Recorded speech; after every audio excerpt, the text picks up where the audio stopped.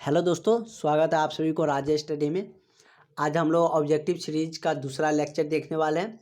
इससे पहले हम लोगों ने इतिहास का पहला टॉपिक यूरोप में राष्ट्रवाद का सारा मतलब जितना भी उससे ऑब्जेक्टिव फ्रेम होने वाले थे सारा देखे थे। आज हम लोग इतिहास के दूसरे अध्याय समाजवाद एवं साम्यवाद के जितना भी ऑब्जेक्टिव बनने वाले हैं, इससे जितना भी ऑब्जेक्टिव बोर्ड एग्जाम में पूछा जाता है, चाहे वो किसी भी बोर्ड हो, चाहे बिहार बोर्ड हो, यूपी बोर्ड हो, कोई भी बोर्ड एग्जाम हो, तो जैसे क्वेश्चन फ्रेम किए जाते हैं उस ढंग से सारे क्वेश्चन हमने इसमें लिखे हैं, जो आपके लिए बहुत ही यूजफुल है। क्योंकि आपको पता है कि अब 50% कर दी बिहार बोर्ड, तो 50% कर दिया है ऑब्जेक्टिव क्वेश्चन, इसलिए आपके लिए ऑब्जेक्टिव भी बहुत ही ज़रूरी है।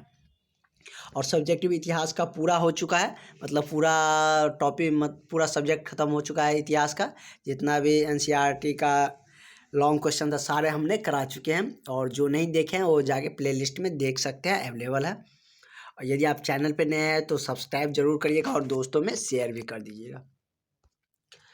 तो चलिए हम लोग स्टार्ट करते हैं। ऑब्जेक्टिव से पहले हम लोग शॉर्टली थ्योरी देखते हैं, जो किसी भी टॉपिक लिए सब टॉपिक में, चाहे वो विज्ञान हो, सामाजिक विज्ञान हो, मैथ हो, सब में ऐसे ही दिया है जो आपके लिए एग्ज़ाम जितना नज़दीक आएगा या एग्ज़ाम के पर्पज़ से कोई भी टॉपिक यदि आप उठा के पढ़ रहे थे वो बहुत ही अच्छा होने वाला। जैसे इतना आप पढ़ के गए तो आपके इस टॉपिक से जितना भी ऑब्जेक्टिव रहेगा सारा का सारा आपसे बनने वाला है। और ये 2 मिनट में हम देख सकते हैं पूरा मतलब पॉइंट, और एक पॉइंट से दो दो तीन तीन ऑब्जेक्टिव क्वेश्चन फ्रेम होते हैं। चलिए देखते हैं। मेरा पहला पॉइंट है, समाजवाद का उदय मूलतः किस शताब्दी में हुआ था। तो यदि पूछा जाए कि समाजवाद का उदय मूलतः किस शताब्दी में हुआ था, तो कब हुआ था? 18वीं शताब्दी में समाजवाद का उदय हुआ था। और समाजवाद है क्या, वो लॉन्ग क्वेश्चन में बता चुके हैं।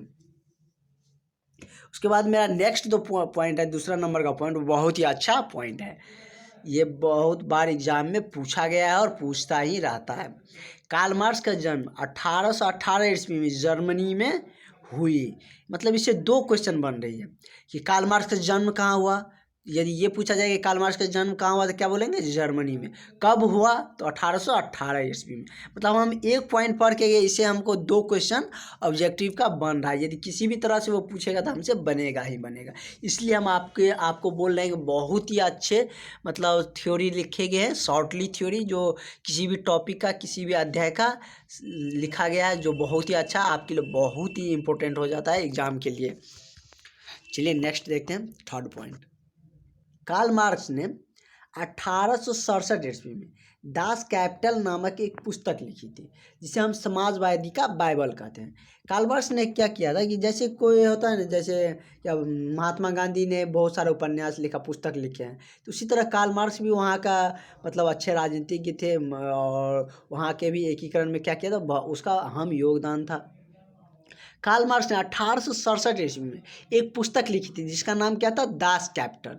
दास कैपिटल नामक पुस्तक लिखी थी, जिसे हम क्या कहते हैं? समाजवादी का बाइबल भी कहा जाता है।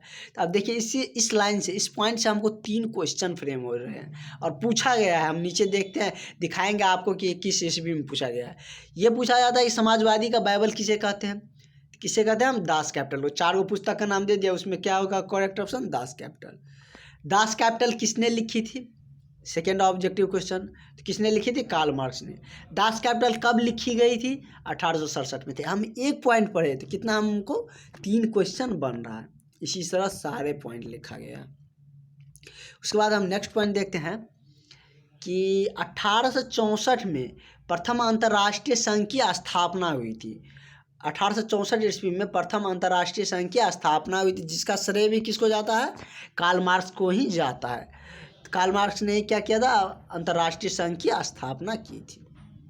कार्ल मार्क्स दुनिया के मजदूर को एक होकर नारा दिया था। दुनिया के सारे मजदूर एक होकर नारा किसने दिया था? कार्ल मार्क्स ने ही दिया था। जब देखा कि मजदूरों को शोषण हो रहा है, तो कार्ल मार्क्स ने कौन सी नारा दिया था? इस दुनिया के सारे मजदूर एक हो। जैसे गांधी जी का बहुत सारे नारा है कि आराम हराम है। सुभाष चंद्र का है कि तुम मुझे खून दो, मैं तुम्हें आज़ादी दूंगा। तो उसी तरह इसका भी नारा था। और नेक्स्ट पॉइंट देखते हैं मेरा क्या है कि 1 मई अंतर्राष्ट्रीय मजदूर दिवस के रूप में मनाया जाता है। 1 मई को हम क्या मनाते हैं? अंतर्राष्ट्रीय मजदूर दिवस मनाते हैं। 9 जनवरी 1905 ईस्वी को खूनी रविवार के से जाना जाता है।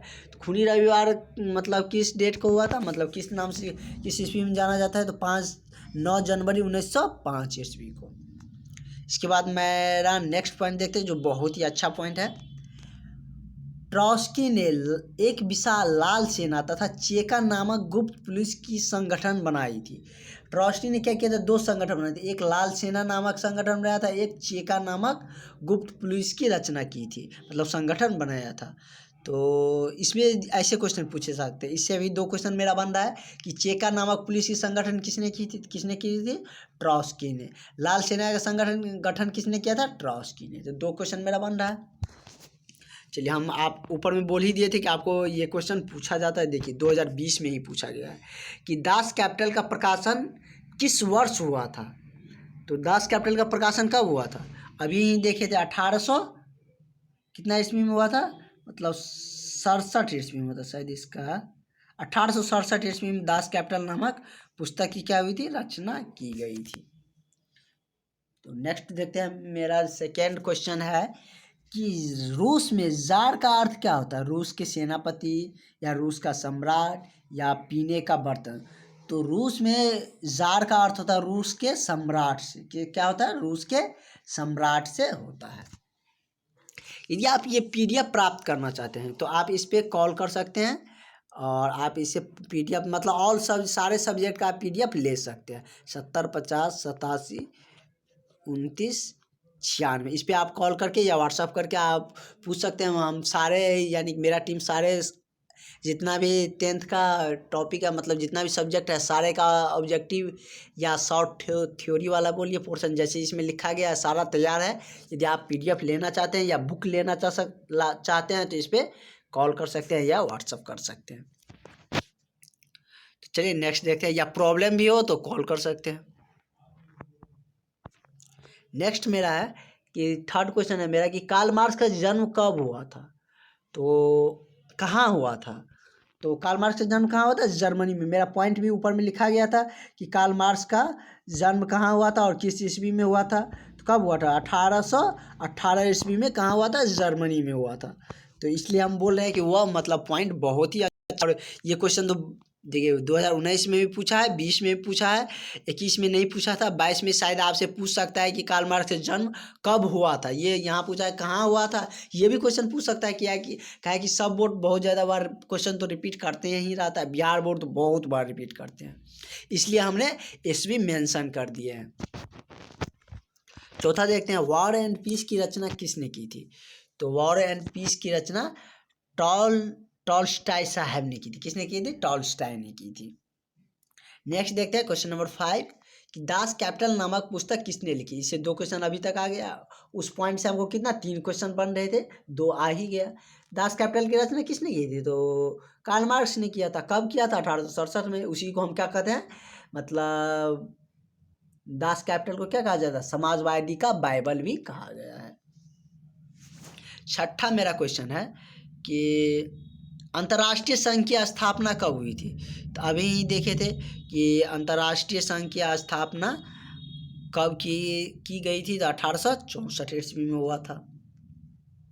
उसके बाद नेक्स्ट देखते हैं हम कि लाल सेना का गठन किसने किया था। मेरा लास्ट वाला पॉइंट यही था कि ट्रॉट्स्की ने क्या किया था कि लाल सेना और ये चेका नामक गुप्त पुलिस की भी रचना की थी। किसने की थी, ट्रॉट्स्की ने।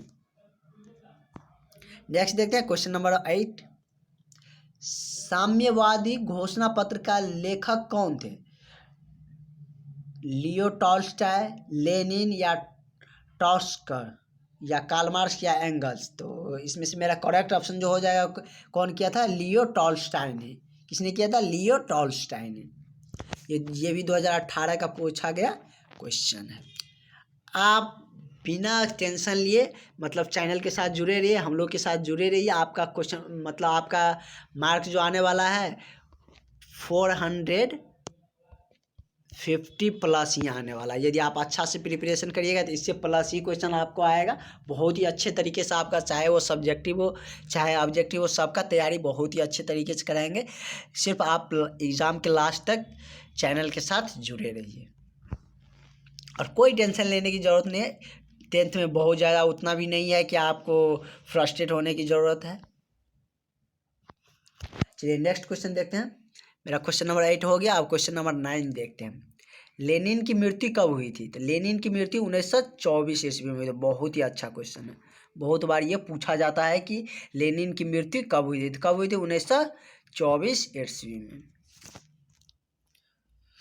अब तो त्योहारों का मौसम आ गया, एंजॉय करिए, साथ साथ पढ़ाई भी करिए। मुख्य केंद्र किसको मानिए? पढ़ाई को ही मुख्य मानिए। और इसके मतलब मेरा गोल पढ़ाई ही होना चाहिए।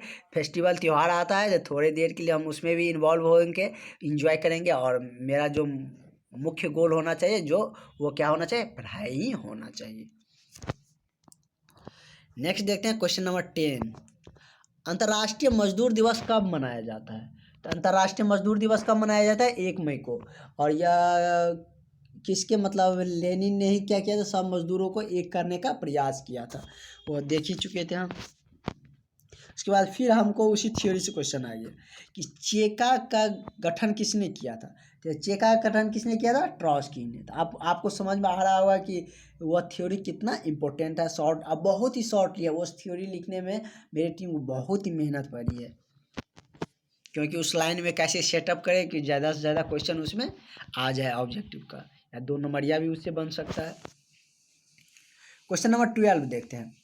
समाजवादी शासन का पहला प्रयोग किसने किया था? जापान, रूस, चीन या जर्मनी ने? तो समाजवादी का पहला प्रयोग किसने किया था? रूस ने किया था। उसके बाद नेक्स्ट क्वेश्चन देखते हैं। रूस में कृषक दास प्रथा का अंत कब हुआ था? तो रूस में कृषक दास प्रथा का अंत 1861 में हुआ था। 1861 ईस्वी में रूस में कृषक दास प्रथा का अंत हुआ था। और प्रथम विश्व युद्ध के बारे में तो आप जानते ही हैं। प्रथम विश्व युद्ध कब से कब तक चली थी? 4 साल तक चली थी। 1914 से 1918 ईस्वी के बीच तक चली थी। रूस में किस वंश का शासक था? रूस में किस राजवंश का शासन था? तो रूस में किसका शासन था? रोमनोव का मतलब उसमें रोमनोव नामक राजवंश का शासन चलता था रूस में। उसके बाद नेक्स्ट देखते हैं क्वेश्चन नंबर 16।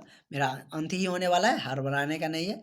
और 2015 का पूछा गया भी क्वेश्चन है कि लेनिन की नई आर्थिक नीति की घोषणा कब की गई थी? तो लेनिन की आर्थिक नीति की घोषणा कब हुई थी? तो 1921 ईस्वी में। 1924 में लेनिन की मृत्यु हुई थी। उससे 3 साल पहले उसने क्या किए थे? मतलब नई आर्थिक नीति दी थी 1921 ईस्वी में। अगर एक क्वेश्चन आता है तो आप उसको मतलब दिमाग से सोच के रिलेट भी कर सकते हैं कि क्या है कि ये देख सकते हैं हम। देखिए यहाँ पे सोचने वाली बात, यदि हम ये तो हम पढ़ चुके हैं कि उसकी मृत्यु कब हुई थी? 1924 में। नेक्स्ट मेरा ऑप्शन क्या है कि 1864। ये देखिए बहुत का अंतर हो रहा है। इतना पहले तो हो नहीं सकता। इसका मृत्यु इतना दिन में हो 1924 में हुआ। इससे पहले वह कोई नई नीति दे देगा। उस समय यदि वह जन्म भी नहीं भी लिया होगा, भी होगा तो बहुत बच्चे ही होगा। तो मेरा करेक्ट यही हो सकता है। और वैसे भी यदि याद है तो बहुत ही अच्छी बात है। यदि कम्पिटिटिव का आप आगे चल के तैयारी करिएगा तो ऐसे ही नेगलेक्ट करना होता है, क्योंकि सारे आपको नहीं आते रहता है। तो आपको पढ़ना ही नहीं मतलब सिखाए, मतलब आपको याद करना ही नहीं बल्कि आपको सिखाएंगे पढ़ने का तरीका भी, कि कैसे कोई चीज़ को हम मतलब माइंड में सेटअप कर सकते हैं। क्योंकि आप एक इंजीनियर के साथ पढ़ रहे हैं तो बहुत ही अच्छे तरीके से मतलब आपको पढ़ाने वाले हैं। नेक्स्ट क्वेश्चन है कि यूटोपियन समाजवादी कौन नहीं था? तो मेरा पहला ऑप्शन क्या है? पहला ऑप्शन है कि लुई क्लाम, दूसरा है सेठ साइमन, तीसरा क्या है? कार्ल मार्क्स, चौथा है रॉबर्ट ओवन। तो मेरा इसका करेक्ट ऑप्शन जो हो जाएगा कौन है? कार्ल मार्क्स था। ये देखते हैं क्वेश्चन नंबर 18। रूस क्रांति के समय कौन शासक था? रूस क्रांति के समय में रूस का शासक कौन था? जब रूस में क्रांति आई थी तो पूछा गया है कि उस समय में उसका शासक कौन था? तो जार निकोलस द्वितीय, इसको हम क्या बोलते हैं? जार निकोलस द्वितीय। तो उस समय में कौन था? जार निकोलस द्वितीय साहब थे। नेक्स्ट देखते हैं क्वेश्चन नंबर 19। कार्ल मार्क्स की मृत्यु कब हुई थी? तो कार्ल मार्क्स की मृत्यु 1883 ईस्वी में हुई थी। 1867 में क्या किया था उसने, दास कैपिटल नामक पुस्तक दी थी और 1883 में उसकी मृत्यु हुई थी। उसके बाद नेक्स्ट क्वेश्चन देखते हैं हम लोग। नेक्स्ट क्वेश्चन नंबर 20 कि बेल्शेविक क्रांति कब हुई थी? बेल्शेविक क्रांति कब हुई थी? फरवरी 1917, नवंबर 1917, अप्रैल 1918 या दिसंबर 1918? तो मेरा करेक्ट ऑप्शन हो जाएगा नवंबर 1917। तो कब हुई थी बेल्शेविक क्रांति? नवंबर 1917 ईस्वी में बेल्शेविक क्रांति हुई थी। इसका मतलब आंसर भी दिया है, आप पॉज करके लिख भी सकते हैं। मतलब सारा टॉपिक है। इसके बाद हम नेक्स्ट देखेंगे हिंद चीन में राष्ट्रवाद के आंदोलन के बारे में। सारा आपके लिए सारा कुछ तैयार है, चाहे वो साइंस का हो, मैथ का हो, समाज विज्ञान का हो, धीरे धीरे करके सब हम आपको कवर अप कराते रहेंगे। और एक मेरा 2 टॉपिक 2 अध्याय हमको इसमें छूट रहा है अर्थशास्त्र में, वो भी हम कल से अपलोड करने वाले हैं सुबह 9 बजे में। ये तो 6 बजे शाम को अपलोड हो जाएगा और ये वाला अर्थशास्त्र का सुबह 9 बजे में अपलोड करेंगे। और वो बहुत ही अच्छा टॉपिक है, मतलब छठा अध्याय हम लोग शुरू करने वाले हैं, उसमें बहुत ही अच्छे अच्छे क्वेश्चन हैं। तो चलिए, थैंक यू फॉर वाचिंग। यदि आपको वीडियो अच्छा लगा हो तो दोस्तों में शेयर भी कर दीजिएगा और ख़ुद भी सब्सक्राइब ज़रूर करिएगा यदि आप चैनल पे नए हो तो, और लाइक भी ज़रूर करिएगा। Thank you.